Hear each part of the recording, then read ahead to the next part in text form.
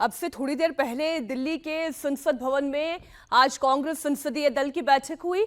इस मीटिंग में अनुराग ठाकुर के जाति वाले बयान की निंदा की गई। सोनिया गांधी ने कांग्रेस संसदीय दल की बैठक को संबोधित किया और कहा कि आगामी विधानसभा चुनाव के लिए कार्यकर्ता तैयार रहें।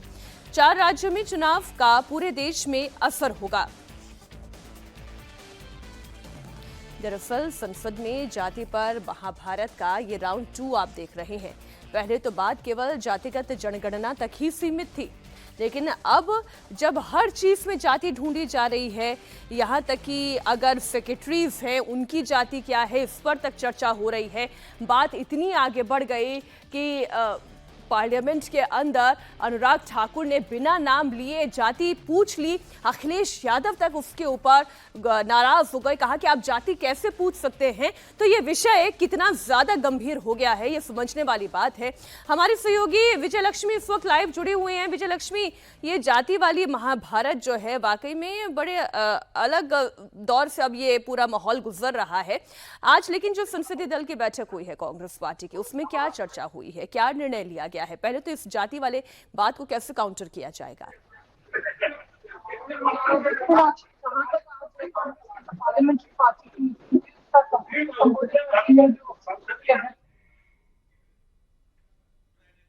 मैं दोबारा विजय लक्ष्मी आपके पास आती हूँ। थोड़ी सी आवाज को थोड़ा हम दुरुस्त कर लें। संसदीय दल की बैठक में सोनिया गांधी ने जो बयान दिया है वो आपको बता दें। आगामी विधानसभा चुनाव के लिए पहले तो तैयार रहने के लिए कहा गया है, क्योंकि जो 4 राज्यों में चुनाव होंगे उसका पूरा असर देश में भी होगा। वहीं इससे पहले कल संसद में अनुराग ठाकुर के जाति वाले बयान पर हंगामा हुआ। यह हंगामा कहां से शुरू हुआ, किसने क्या कहा, आपको सुनाते हैं। देखिए, मैं इतना ही कहना चाहता हूं कि अब झूठ परोसना बंद कर दें, क्योंकि एलओपी का मतलब लीडर ऑफ प्रोपेगेंडा नहीं, लीडर ऑफ ऑपोजिशन होता है। अब संधि है, ठीक है, असत्य निराधार। जी सर, जी उसके ठीक है, निराधार है सर। ओबीसी की बात जनगणना की बात बहुत की जाती है। माननीय सभापति जी, जिसकी जात का पता नहीं वो गणना की बात करता है।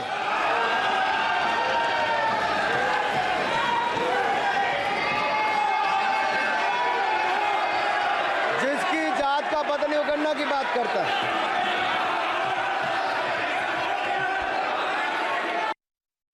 स्पीकर सर, देखिए,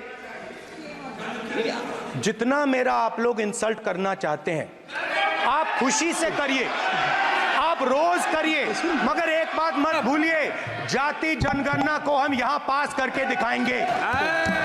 धन्यवाद। जितना करिए, अरे तो अपनी जाति भी लिखनी पड़ेगी उसमें। आप चुप रहे। श्री अनुराग ठाकुर जी, अनुराग ठाकुर जी ने मुझ पर गाली दी है। नहीं, कोई मुझे सब बोलने दीजिए सर। मुझे उनको बोलने सर अनुराग ठाकुर जी ने मुझे इंसल्ट किया है, मगर मैं अनुराग ठाकुर जी से कोई माफी नहीं चाहता हूं। मुझे कोई माफी की जरूरत नहीं है। मैं लड़ाई लड़ रहा हूं। जितनी आपको गाली देनी है मैं आपसे कभी माफी नहीं मांगूंगा। मुझे आपकी माफी नहीं चाहिए। स्पीकर सर, जो भी इस देश में दलितों की, आदिवासियों की, पिछड़ों की बात उठाता है, जो भी उनके लिए लड़ता है, उसको गाली खाना ही पड़ता है।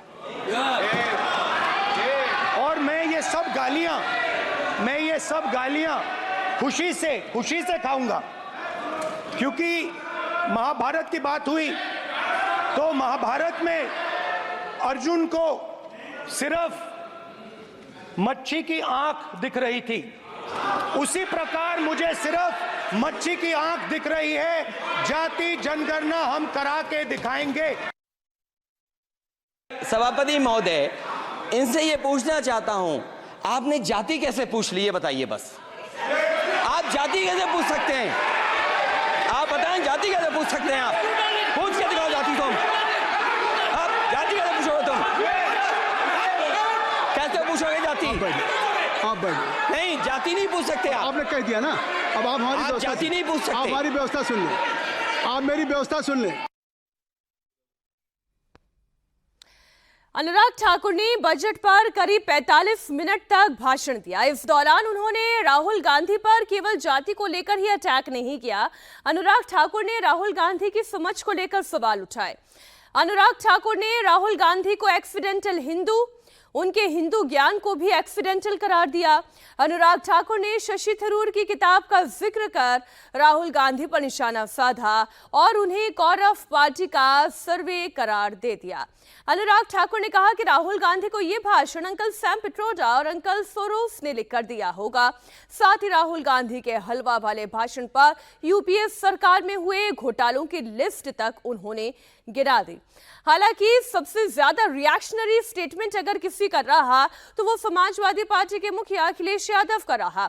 उन्होंने बेहद आक्रामक अंदाज में सवाल पूछा अनुराग ठाकुर से कि आप जाति कैसे पूछ सकते हैं। हालांकि वो अलग बात है, अगर जातिगत जनगणना भी होती है तो देश के हर नागरिक से उसकी जाति पूछी जाएगी, उसका जातिगत प्रमाण मांगा जाएगा और तभी तो जातिगत जनगणना होगी।